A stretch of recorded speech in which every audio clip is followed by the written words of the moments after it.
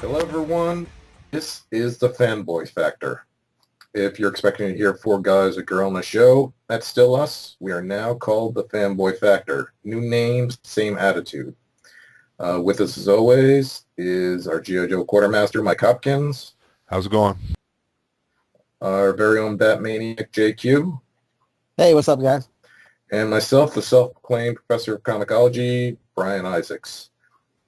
Stacey Rader has decided to pursue other endeavors and is no longer with us as a regular, but she does promise to come back as a panel guest. It's been great working with her, and we wish her all the best of luck on everything. This week, we welcome Danny Fingeroth. Danny Fingeroth was a longtime comic writer and editor for Marvel Comics, best known for his work on Spider-Man. He's the author of Superman on the Couch, What Superheroes Really Tell Us About Ourselves and Our Society, and Disguised as Clark Kent, Jews, Comics, and the Creation of the Superhero. His most recent book, co-edited with Roy Thomas, is The Stanley Universe, the collection of Lee rarities, many from Comic Titan's personal archives.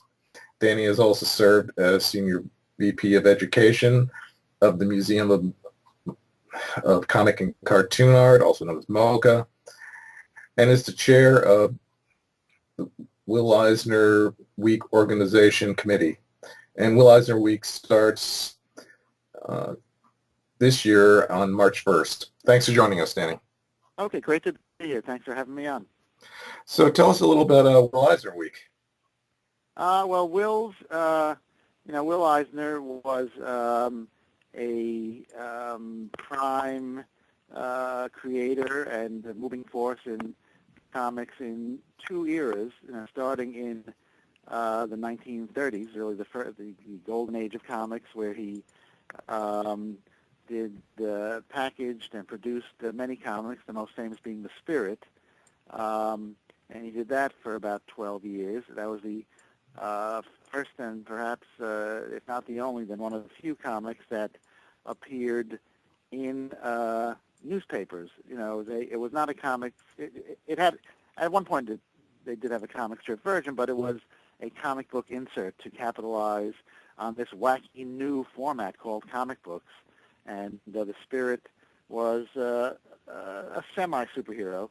And then cut to the 1970s, where Will had been doing instructional and comics for the military and for corporations and for educational institutions, and he came back and kind of reinvented himself and reinvented the medium with A Contract with God, which was really, there were quibbles about what was the first graphic novel, what wasn't, but it put graphic novels on the map in the modern era. Right. And then Will continued to work from 1978 until his death in 2005. He must have put out about 30 or more graphic novels, short story collections, books of sort of short portraits of people, of cities, especially New York, where he was born and lived his whole life. So Will Eisner Week is a series of celebrations all over the country. I think we're in more than a dozen cities this year that happen around Will's March 6th birthday.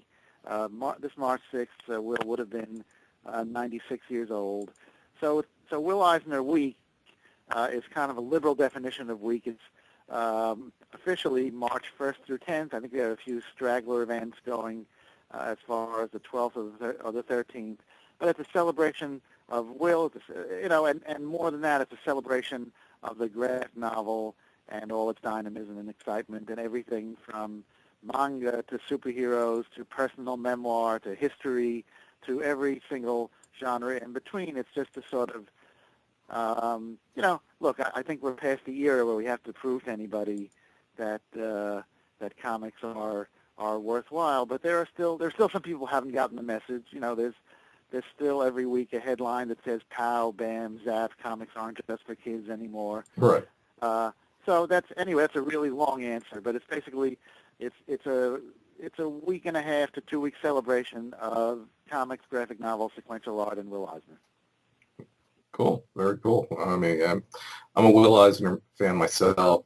Came into, I think I discovered it in the late 80s with we had Dennis Kitchen on last week, and that's how I discovered Will Eisner with the reprints from Kitchen Sink, and from there just moved on to, I'm also Jewish, so his contract with God, and especially the New York with the Jewish immigrants, really spoke to me Right. personally. I mean, it's such amazing work. Well, I mean, it's one of the things we're doing is, a contract with God, and I think especially a book called To the Heart of the Storm is really an astonishing work. Right. It's an autobiographical. I think Will was generally careful to slightly change the names of everybody involved, so that if he took artistic license with a few facts or things here and there, that nobody could accuse him of misrepresenting. But certainly his work is largely based on himself or people he knew, and he's got a book, a graphic novel or graphic novella called The Dreamer, which is pretty much a history of the early days of comics and the people in it, and how the comics developed. And you don't, you if you have a little bit of grounding in comics history, you sort of can tell who each character is, even though they're not named after anybody real. But one of the events that we're having actually in New York, and I know this podcast goes to the known universe, but you seem to be based in the New York metropolitan area. And on March 11th, you see, right away, Will Eisner Week is March 1st to 10th. And on March 11th, Columbia professor Jeremy Dauber, who is a professor of Yiddish and Israel studies at Columbia, and is, one of the most respected scholars of Judaica and especially Yiddish culture, is he and I are going to be doing an event in New York at Parsons, the New York Comics Symposium, called Will Eisner, and it's called To the Heart of America, Will Eisner and Jewish American Literature. Because I think Will, he was obviously loved graphic novels, loved comics, was proud, was one of the earliest people to ever recognize comics as an art form, as opposed to just a quick way to make a buck or a way to entertain children in the simplest possible way. He had this feeling that it was more than just disposable, quick reads, that it could last and have lasting impact. And I think he always, as much as he loved being honored and having a Will Eisner section in bookstores and of course having the Eisner Awards at San Diego Comic-Con, if you read enough interviews and speak with him, as I had the privilege to do a bunch of times, I think he really wanted to be up there with Philip Roth and Saul Bellow and Bernard Malamud and Grace Paley, among the and the El Doctoro, among the the people considered the giants of Jewish American literature. I think he felt he was doing an analogous thing in comics, in cartooning.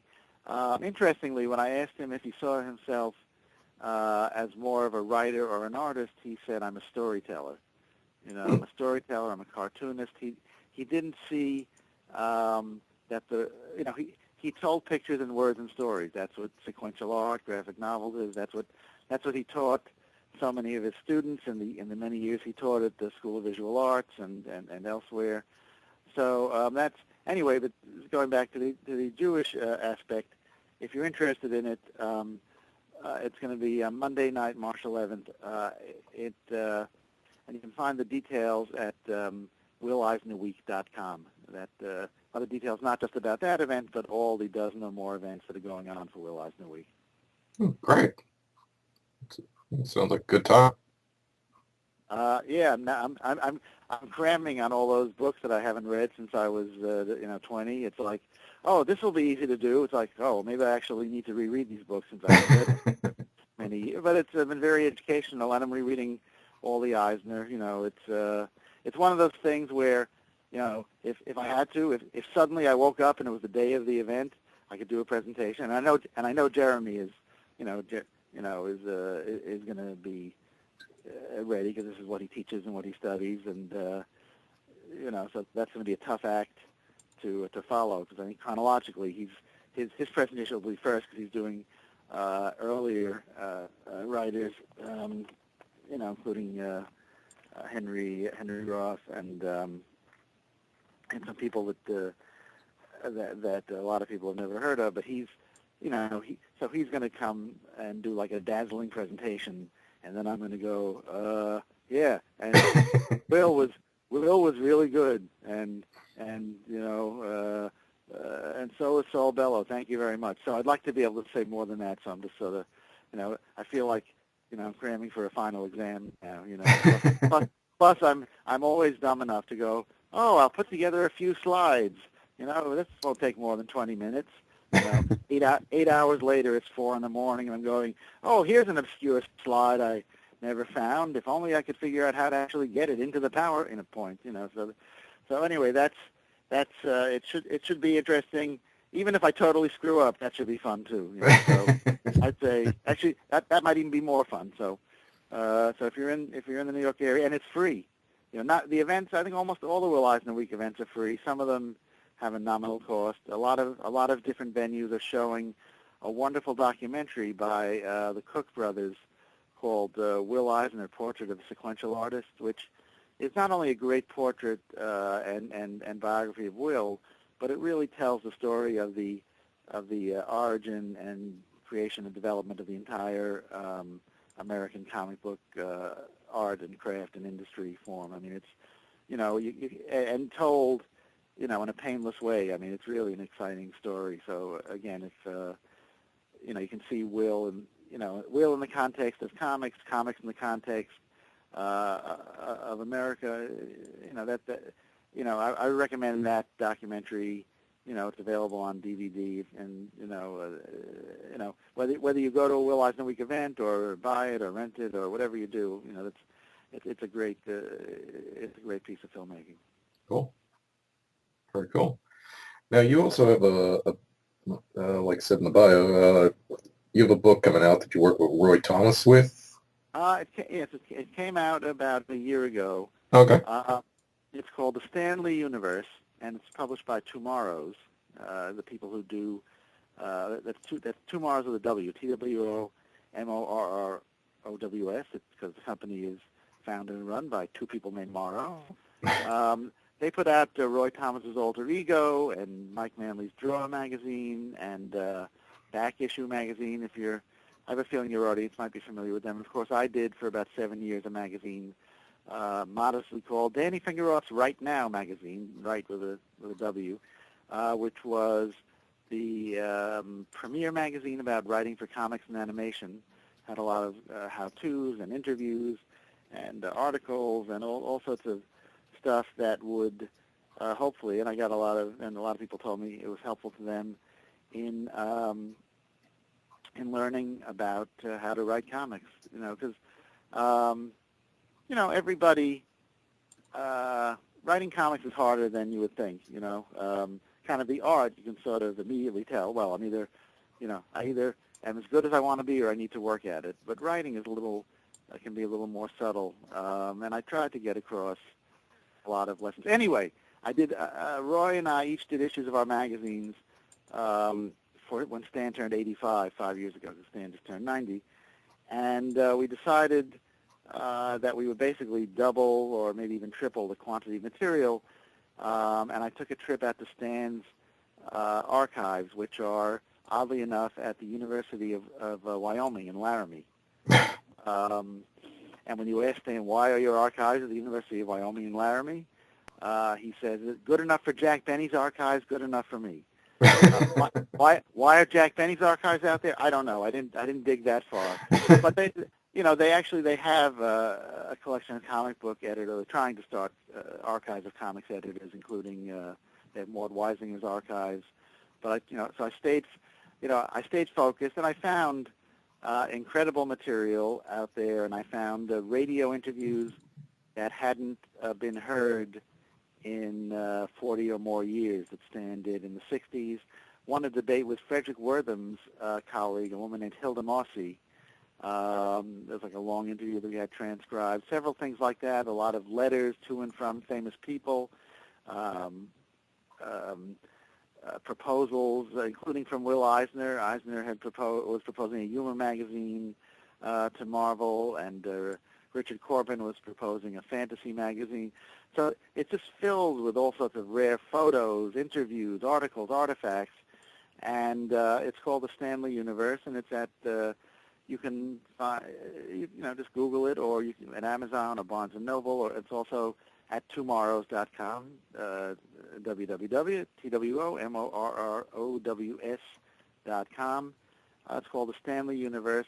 It's one of those books that, people go, well, I'm not sure what it is. I don't know if I want it. Then they see it and they go, oh, I see what this is. I got to have it. So that's, I have a couple of other books in the works that I can't talk about because for various reasons that maybe I'll come back on if you'll be good enough to have me, and I can promote those sometime. But the Stanley Universe is just something I'm really proud of, and Roy's really proud of. And it's in paperback, also in hardcover. The hardcover has an extra 16 pages that are in color that are not in the paperback, and it's also available digitally at a ridiculously low price. I go, no, you're kidding. This is, and the digital version actually enables you to get all the pages in color, even the pages in black and white, and the print are in color and digital. So that might even be, if you're one of them modern kind of people, or you're one of them people like me running out of space in your house for yet another book or comic, but you can't help yourselves. Do you mind if I just throw in a couple of events? Sure. Coming in. I know you probably all have it marked on your calendar, but March 20th is Frederick Wortham's 118th birthday. I know you'll all be out celebrating. Wortham was the author of a book called Seduction of the Innocent, which kind of led to a crisis and downfall in the comics industry in the 50s, from which, it may not even have recovered yet. But he was a complex guy, more than people give him credit for. Although the damage he did to comics can't be denied. At the Soho Gallery for Digital Art, which is in Manhattan, I'll be moderating and participating in a panel that consists of me, Paul Levitz, David Haydu, who wrote the 10-Cent Play. Paul Levitz, of course, was the president and publisher of DC Comics and has gone back to writing, notably the Legion of Superheroes. Craig Yo will be there, a psychiatrist named Sharon Packer who writes a lot about comics, and me. And we actually have a last-minute entry from a woman named Carol Tilley, who wrote that article about Wortham's somewhat sloppy research techniques that had a lot of attention, including an article in the New York Times this past week. So she's flying in from Chicago to be on that panel. It's a place called the Soho Gallery for Digital Art, which is at 138 Sullivan Street between Houston and Prince in Soho, in the island of Manhattan. It's $10 in advance, $15 at the door, and their website is the hard-to-remember SohoDigart.com. That's SohoDigart.com. That's going to be on March 20th. It should be a lot of fun. We're going to show videos of Wortham's TV appearances, which are kind of wild.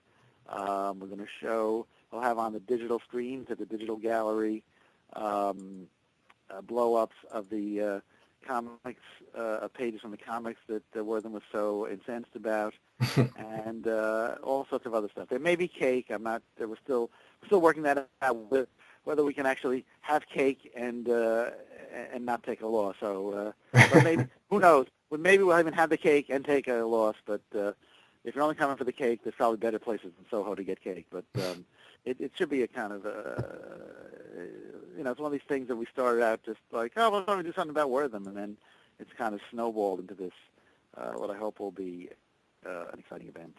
I mean, it's especially interesting now that Wortham's back in the news again. It was just like, that was kind of interesting to read. Well, he has a very interesting, beyond his comics obsessions, he was a guy who started the first free psychiatric clinic in Harlem. He was involved in the Brown versus Board of Education. He testified on which was that famous desegregation case. He testified on behalf, or rather against segregation. A lot of other things. He's not who you would think he is. Although now in some ways he is. I mean, in some ways he was, or it seems to me that he was, a publicity-seeking kind of public intellectual and public psychiatrist. But his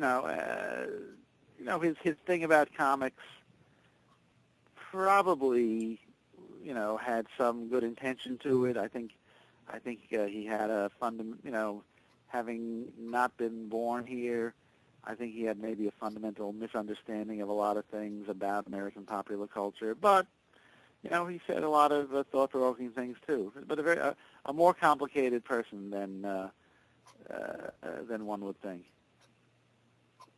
Cool. I'll have to check it out. I'm in the New York area. I definitely like it. Oh, please come. Yeah, I'd love to have you there. So, what else? What? I'll try to answer a question without plugging something. If you have a question, well, it's hard not to. I have a question, Danny. Sure. Your time as both editor and writer at Marvel, you did a lot of Spider-Man. I know you wrote the entire run of Darkhawk, I believe, if I remember correctly. But during your time with Spider-Man, did you enjoy writing or editing? Or, I mean, to some of our listeners who may not know the difference, maybe you want to talk about the differences of both titles. Okay, that's a good question, because they sometimes those roles can overlap. Think of it this way: if you're publishing your own comic, or if you've started a small comics publishing company, the odds are you've probably started it in order to help something that you've created see the light of day. So, you've written it, but then you're also proofreading it, and you're art directing it, and you're putting together the rest. Assuming you're not writing and drawing your own work, you've put together the penciler and inker and colorist, and decided whether it's going to be in color and what kind of paper, and so say a classic case is Stan Lee, who was the writer of his comics, but also then the editor. So, which is the system that, in his case, certainly enabled him to do terrific work. Some people who don't have the objectivity to kind of step outside themselves. That doesn't always work so well. But obviously, for him, working with Jack Kirby and Steve Ditko and all the other Marvel, the early Marvel artists, they obviously hit on a way of doing comics that a lot of people responded to. Hence, 50 years later, the Avengers, the biggest movie of all time. So an editor doesn't have to be a writer. An editor just has to, Jim Shooter used to say the editor was the designated fan. Sort of the person who looks at the comic and goes, will the readers enjoy this? Will they understand the story? Will they, will they most importantly want to come back for the next issue? Will they want to buy the crossovers? So an editor, if you're lucky, you can just sort of hire the best writers and artists and kind of let them go, and all you have to do is just kind of make sure that all the words are spelled right. But an editor can't have a lot of creative input, ranging from just saying something like, how about if the Fantastic Four fought Dragon Man next issue, which may set a writer off with an idea for a story. There can be more and less collaboration. Very often the artist will have plot input, whether directly in a plot conference or just through interpreting the comic, interpreting the story as he or she draws it. A writer is more is what that sounds like, more like a screenwriter or a story writer, where there are different methods. This is called plot first or Marvel style, which is more like a synopsis that the artist breaks down into pages and panels. Then there's what's called full script, which is more like a movie, like more like a screenplay. Page 1, panel 1. Spider-Man shoots a web. Spider-Man thinks, what a great day. I hope nothing goes wrong. Panel 2, Spider-Man swinging on his web. He gives a scream for help from below.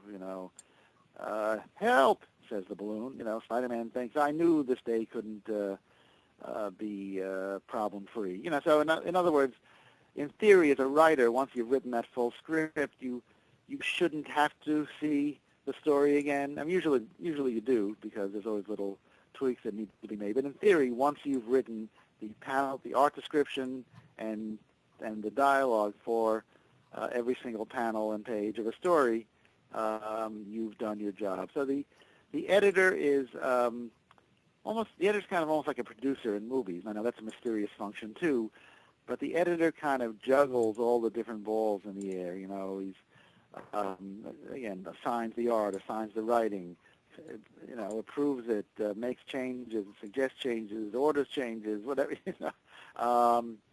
And whereas the writer is the person who dictates, where the story will go and what the characters will say. So I hope that clarifies. But when someone is the writer and editor, I guess you can think of it also as, say, you write something, and then, as the saying goes, 90% of writing is rewriting. When you go back and rewrite something, you're actually editing it. You're performing the editor function. You no longer have the terror of the blank page.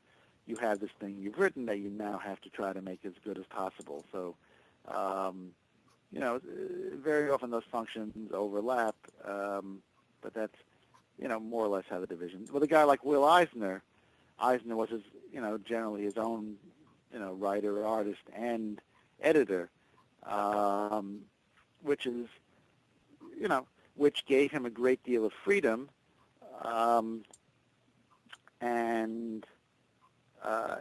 There are, people like Robert Crumb can do that, Art Spiegelman, where just suddenly this work comes out, and it's this undiluted expression of their personality and their concerns and their inspiration, which is, that's obviously that's a great way to do comics, and there are great comics produced with both systems. But there's not that divide. It's what I quoted Eisner saying, the storytelling aspect, so that you have this person performing all these functions in one package. So that's. And which ones do you prefer? Do you prefer editing or do you prefer writing? Oh, that's right. That was the question. For writing or editing. God. It really depends on the day. I mean, I guess if I had to choose one or the other, I think I prefer the writing. Nice thing about editing is that it comes often with an actual salary and benefits. Those are nice things.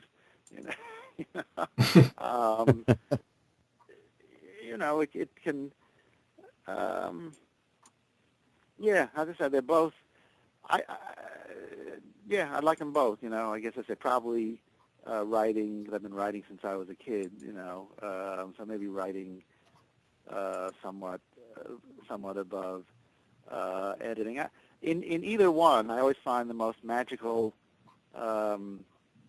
moment in comics is when well, of course, with the internet now it's different. But now it's when you, I guess, download the attachment or open the zip drive or whatever. But it used to be when an envelope would come in the mail, and you'd open it up and you'd take out the artboards from the penciler, and kind of this story that had existed is just a bunch of sort of abstract concepts in your mind, and and descriptions and footnotes and asides. But a mass of words, as good as they may have been, when you actually see them as artwork, especially for someone who's not an artist, but it just that is sort of the moment you live for in comics. Is like, oh my God, this sort of vague notion I had has been taken by this person. Hopefully well. It's not, most of the time it's like, oh my God, this is discovered potential in my ideas I never even imagined. Once in a while you go, oh, oh boy, here's some obvious stuff that I thought anybody could figure out and make exciting, and this person has drained the excitement out of it. That's a less magic moment. but when it's working even a little, and especially when it's working a lot, just that moment of opening the envelope or downloading the electronic file, and you go, this thing is real now. This is, it's not just a bunch of words on paper. It's now it's on its way to becoming a comic story. That's and again that's very magically as an editor or as a writer. It's just like this magic package comes that has your ideas transformed into drawings. It's pretty wild. Cool. Thank you. So that's I don't know. I'm trying. I got nothing more on that one, although anyway. I mean, I read a good stint of the Web of Spider-Man. A good friend of mine, Stephen Butler, was the artist on most of the clone aspect of that storyline. And yeah, Steve lives over here in Mississippi with us, and he comes to the shop all the time, and we talk stories. I mean, he's real close to us. So I've read a good bunch of his work and seen some of the original art from that stuff, and it's just seeing it transcribed on the panels. I can see where the editing aspect could have its advantages. It'd be fun. Right. Well, especially if you ever saw a script or a plot with like tons of, again, you don't see it that much in the computer era, but you sometimes see a plot with a lot of it laid out. Or, it'll be like, you look at the script sideways, and it would almost look like a vanilla wafer sandwich or something. There's been so much white out or put on different parts of it. Steven is wonderful. I think he's a guy who was born to draw Spider-Man. Please say hi to him for me. I always loved working with him. And will do. Yeah. Oh, thanks. Yeah, his Spider-Man. I mean, he does commissions all the time for people, and some of these Spider-Mans I see. I mean, he's drawing Sonic the Hedgehog right now, but I mean, Spider-Man, I think you said he was born to draw. He does a great, phenomenal job of that. Yeah. No, some people really have an instinct, an instinctive understanding of how that character moves, and it's not, I've seen a lot of terrific artists who just didn't quite get, the combination of gymnastics and almost, he's a gymnast, he's a dancer, he's fiery, but he's muscular, he moves in a very kind of elegant but self-assured fashion. It's really, and even when he's Peter Parker, he tones it down. I mean, I think he's always Peter Parker. That's sort of that is one of the best things about Spider-Man, is that he's always Peter Parker. Just with the costume on, he's maybe a little more freewheeling version of Peter Parker. I did a couple issues of Sonic. That's a lot of people who like Sonic. That's a popular comic. Yeah, he's on Sonic and Archie right now, I think. Oh, good. Oh, excellent. Good, because I haven't been following what he's doing as much as I should, but I just always enjoyed his stuff. I just thought it was gorgeous. Well, Danny, we thank you so much for coming on.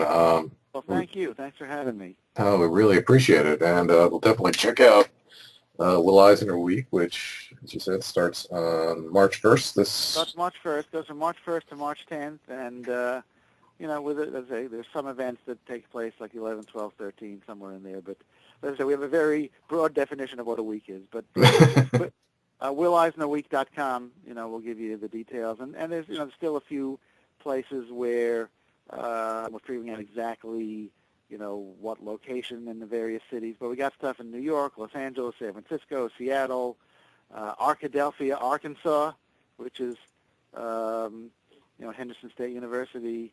We're all over the place, and hopefully we're hoping next year to go international with Will Eisner Week as well. So thanks a lot, guys. Thank you so much. Thank you, man. Thank you.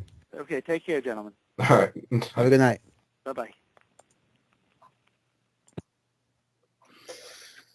Again, thanks for Danny Fingeroth. So moving right along here, gang.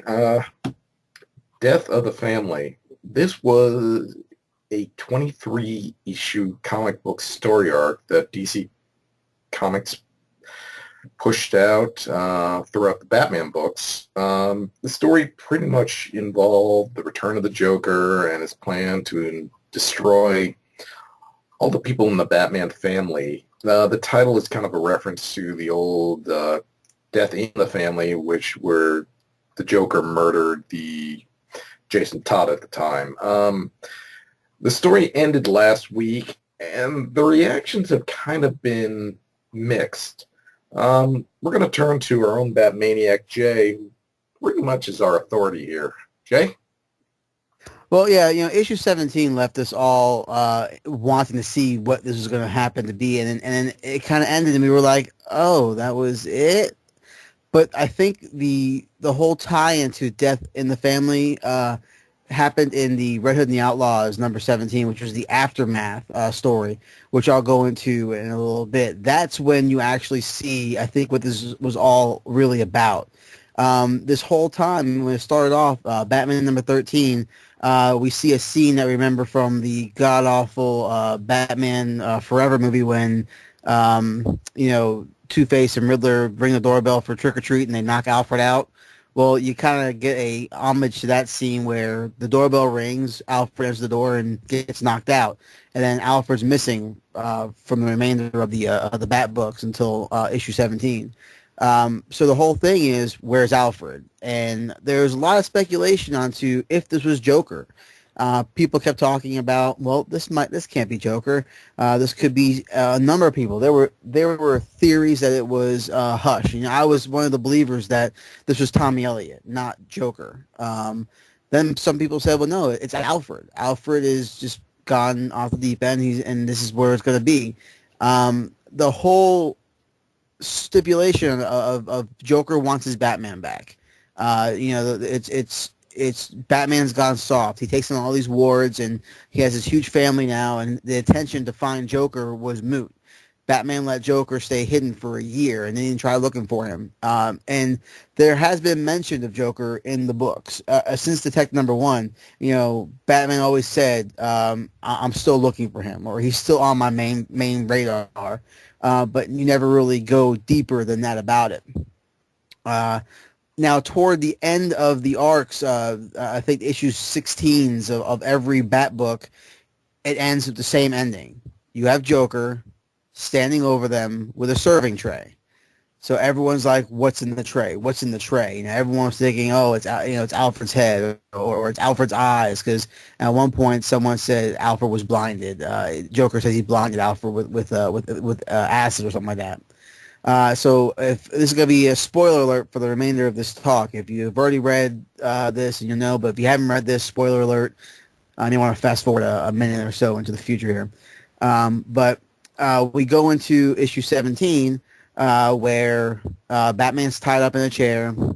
He looks around.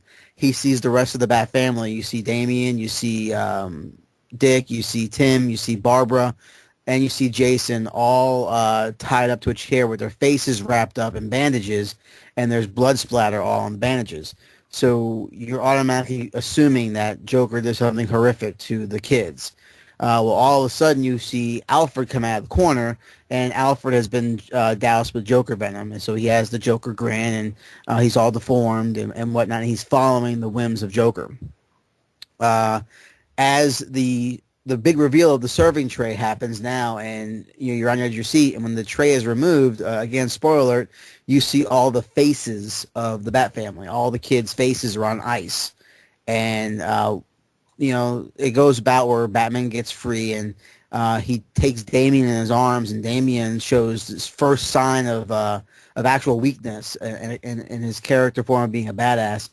You see Damian's weakness where, tell me how bad it is, father. I could take it. He's actually scared about what he looks like now. And when you take the bandage off, their faces were fine. It was a joke. It was a false face in the ice.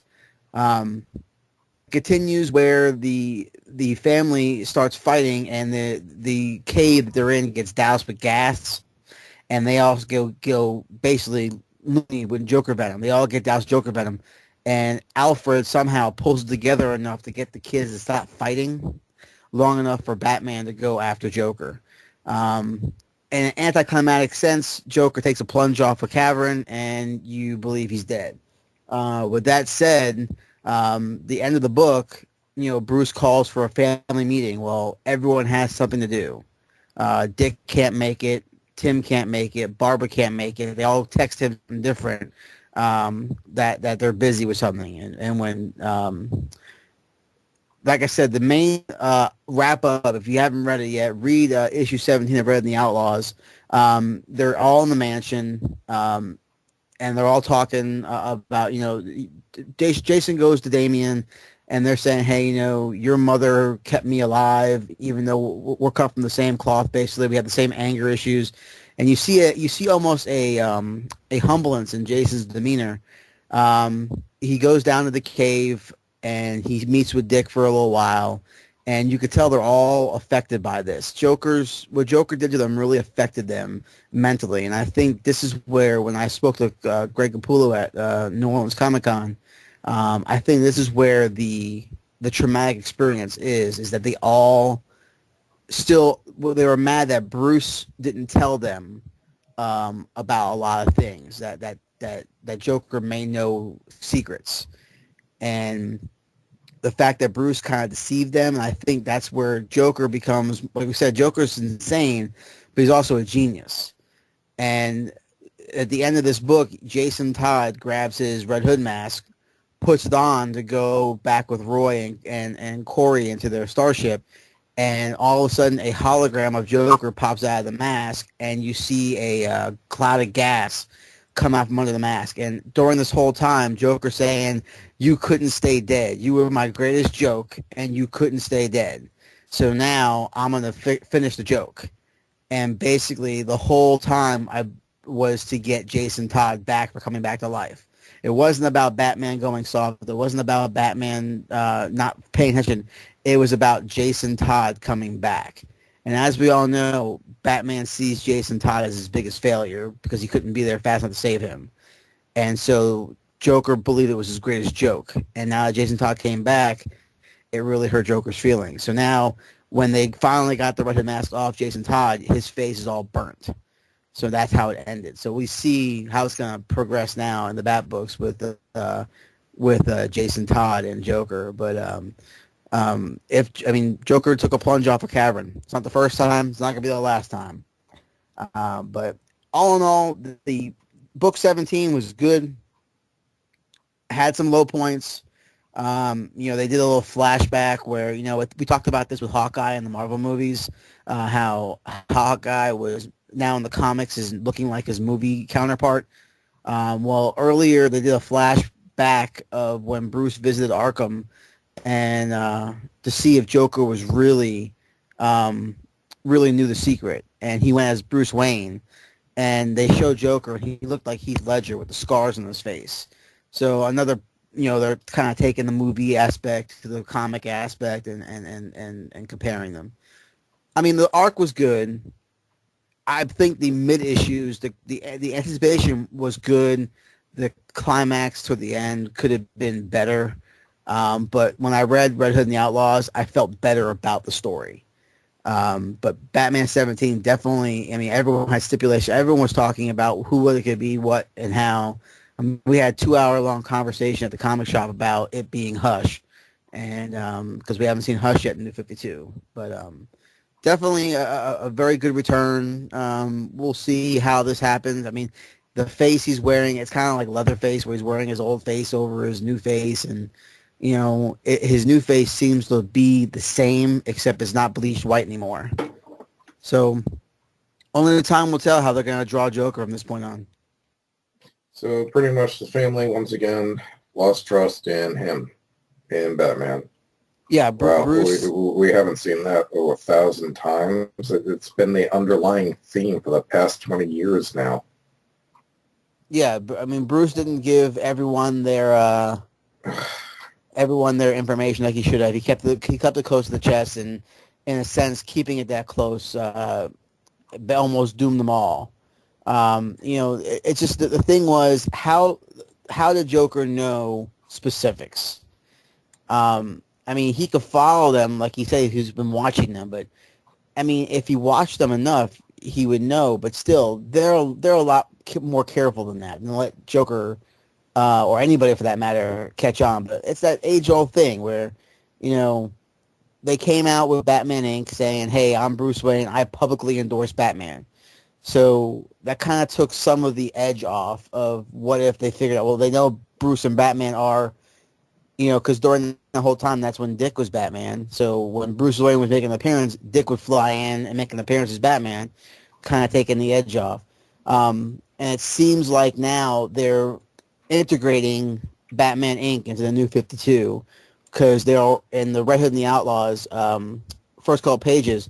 There was flashbacks of Red Hood as Wingman, and that's his character in Batman Inc. He plays Wingman, who is the counterpart to Damian's Robin character, while Batman's doing his own thing.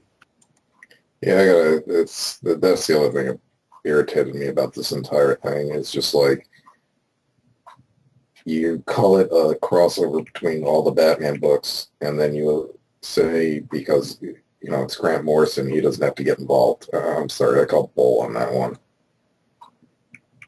That irritated me. I'd like to know where Batwoman fits into the Bat family anymore too. That's getting to me.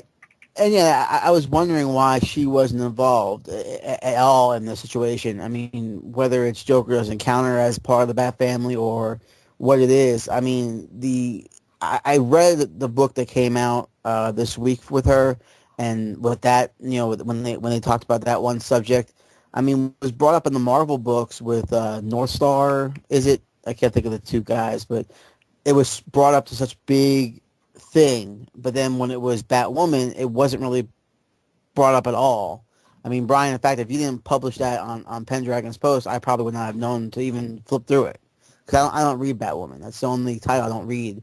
Yeah, unless it crosses over. See, that's the way it should have been done, because when they decided to redo Batwoman, they sent out pretty much PR releases saying, "Hey, we got this gay female, we got this lesbian hero out now." Who cares?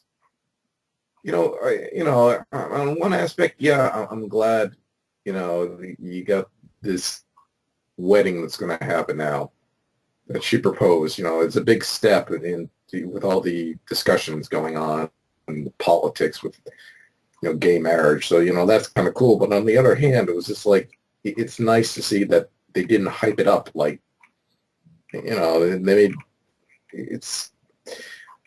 both comic companies like to toot their own horn when they have something that's diverse, and it's ridiculous. And to see this kind of just fall under the radar just means, to me, it's just like, it's just an everyday thing. It's just what happens. But Brian, I mean, them doing it, the gay marriage thing or the lesbian thing or whatever, does it really get people talking in the comic industry? I mean, honestly, as far as, I don't hear a lot of news about it. You hear one little blurb about it, and then it kind of disappears. It's almost as if, like you said, Marvel and DC are trying to toot their own horn and stir up controversy, but where's the controversy? I don't hear anybody complaining about it. No, it's not controversy. They're trying to stir up. They're trying to stir up sales. Right. It's a disgusting sales tactic in my mind to use somebody else, It's, they did it with the diversity, it's just like a New 52. They're like, hey, look, we got this. No, it was Marvel who did it. It's like, hey, we got this half Puerto Rican guy now, Spider-Man. Really? You really didn't need to say that. It's just. I think as a society, we've all become pretty numb to, there's still a few out there that are bigots and you name it, but I think as a society, we've become numb to the fact that we no longer look at skin color or who you love, and I understand we're still trying to make marriage equality and all that, but it's so much in our face now that we've kind of just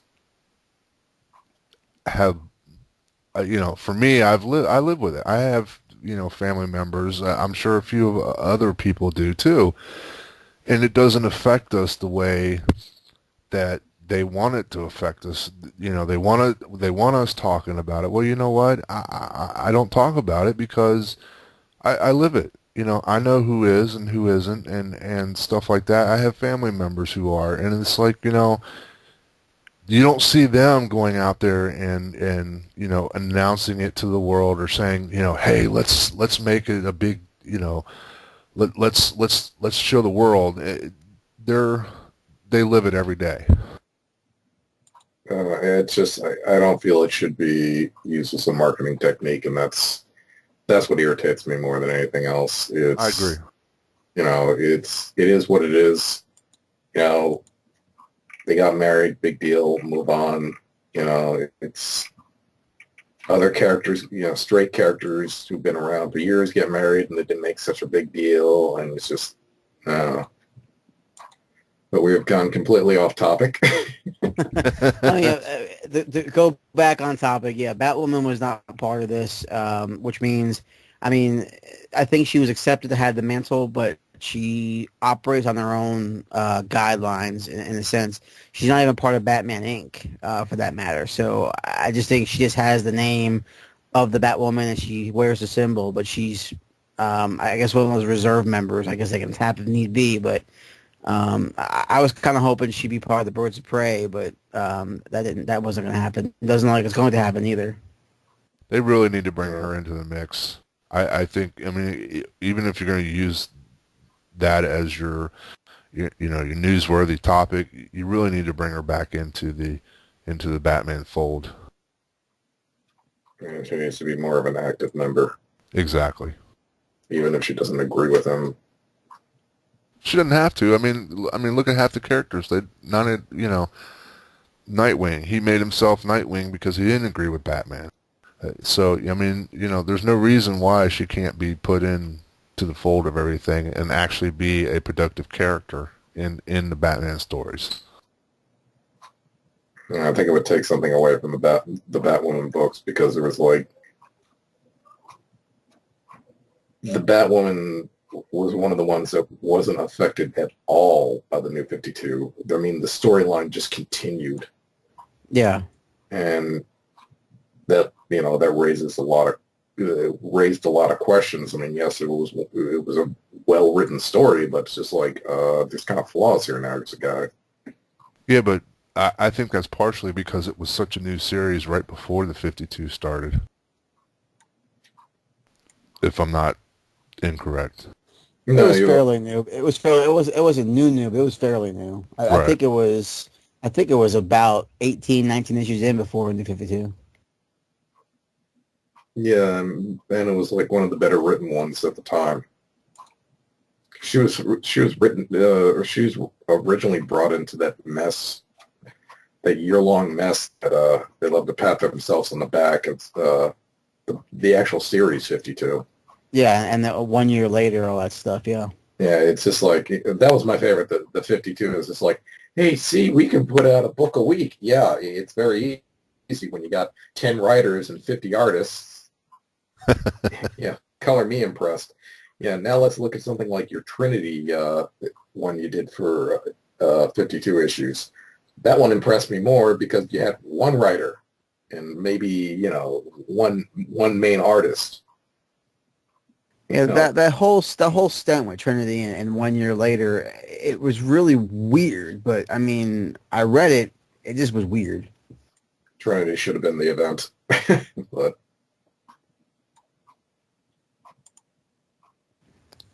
Well, let's talk about the other cool new number one we had this week. yeah. And back in November, we had our buddy writer Fred Van Lente stop by to talk about his new G.I. Joe series coming out from IDW.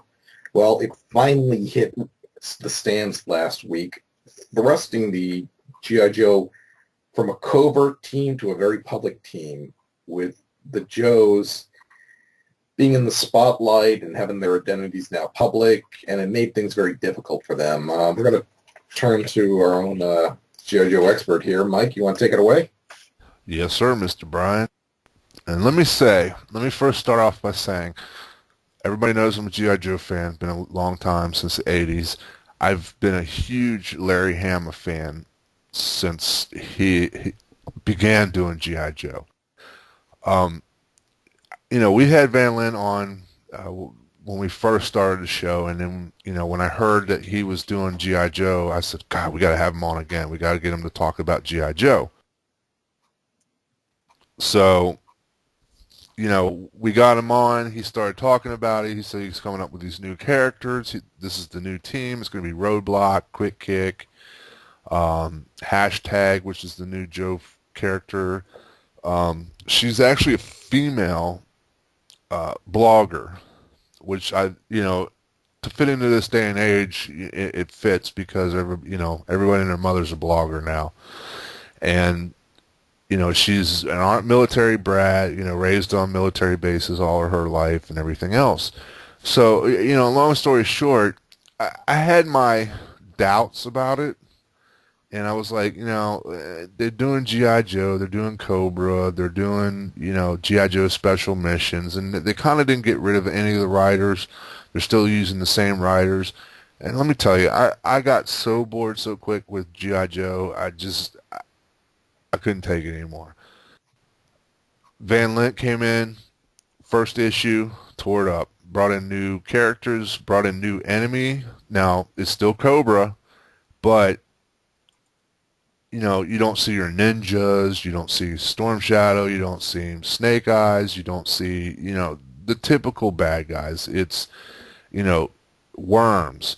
The Worms are actually characters from, I say, 87. There was a vehicle put out called the Maggot, and the Worms were the drivers. Their destruction team. There's four man. You can run the whole ship. It's a long story, but I mean, for most of the Joe fans, they know this character. I thought it was a gutsy move. I really did, because you weren't going with the atypical Cobra Commander Vipers. We're not seeing G.I. Joe blowing up stuff. And actually, spoiler alert, if you haven't read it yet, half the Joe team gets captured. And I was highly impressed. Like I said, to me, Larry Hama is the god of G.I. Joe. But I'm telling you, Van Lente could be his Jesus.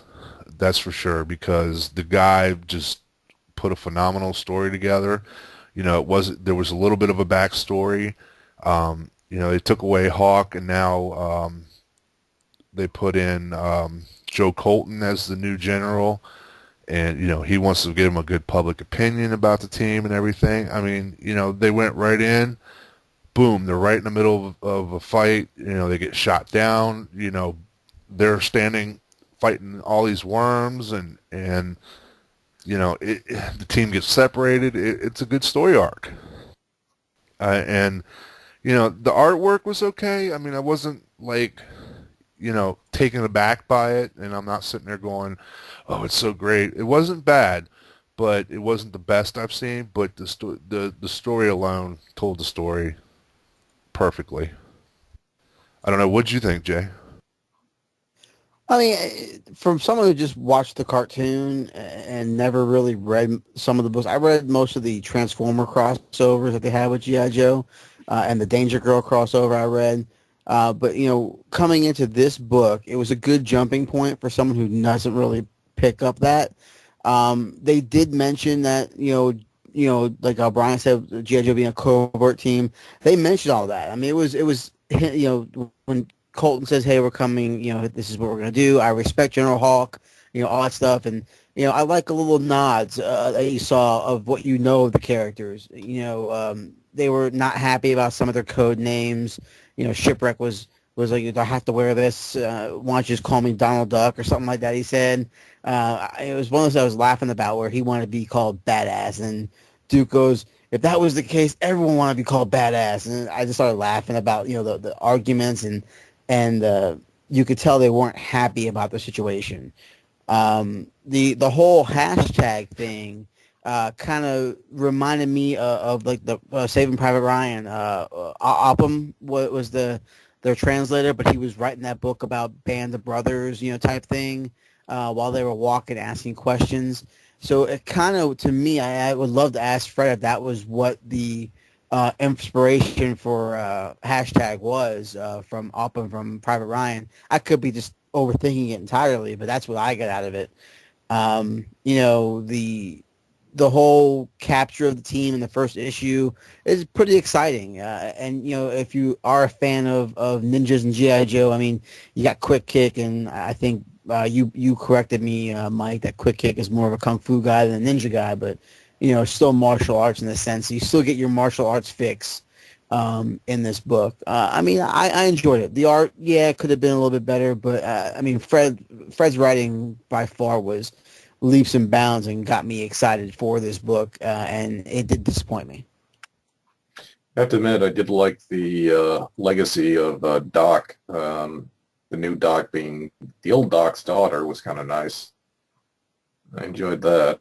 Yeah, it paid homage to. It paid homage to Doc. Yeah. I liked I liked when they said, "Well, you told Shipwreck, well, we could have called you Popeye." Yeah. I mean, the story was good. I thought it was, started off to a good start. I really had a problem getting past the art. It really seemed subpar for the book, and I just couldn't get past it. I really just, it makes it hard for me. It's just, to me, the comics are a balancing act. You got to have the right art with the right story, and the act isn't there. It just doesn't work for me at all, unfortunately. But it wasn't the worst thing I've ever read. It was enjoyable. My favorite was the alternative cover, with the variant cover with the explanation of the G.I. Joe action figure. It's just, I cracked up at that. I thought that was so damn funny. It's just like, that just made the book for me. But, I thought it was a solid read. I am kind of curious about, now that they are such a very public team, how everything's going to go down. So that's going to be kind of interesting to see. I mean, like, when we had Fred on, he did have a point about, they're a so-called covert action team, and yet they have tanks. And what covert team do you know has a tank? So, it makes sense that they would do something like this. So I am kind of looking forward to where it goes. Well, my only question about the whole series is, I see I lost my train of thought. Oh, damn it. I hate when that happens. You got something in your head and you're going, okay, I'm going to do this, I'm going to do this. Well, I just hope he stops with, that he doesn't bring ninjas into it. And I did ask him about zombies, because, I mean, after all, we all know Fred had part to do with the Marvel Zombie universe and stuff. And he said, no, I don't really have any intention in bringing them in. But I am definitely curious to see where this goes, because it's been a long time since I've read a good G.I. Joe comic aside from the Real American Hero series, and he's definitely got me excited and ready to read the next book. Yeah, I believe it's a five. I mean, I know they have solicited 5 issues so far. I don't know if that's just the arc that Fred's doing, or if that's going to be the. I doubt it's going to be the whole book, but I believe Fred's arc is 5 issues. I could be mistaken there, but how Brian said the cover art for the variant cover was that history of the figure. There was also a wraparound variant, and then there was a retailer's subscription variant that had an Art Adams Baroness cover to it. So that one was a good find. I think that's one I have is the Art Adams cover. But yeah, definitely definitely a good read.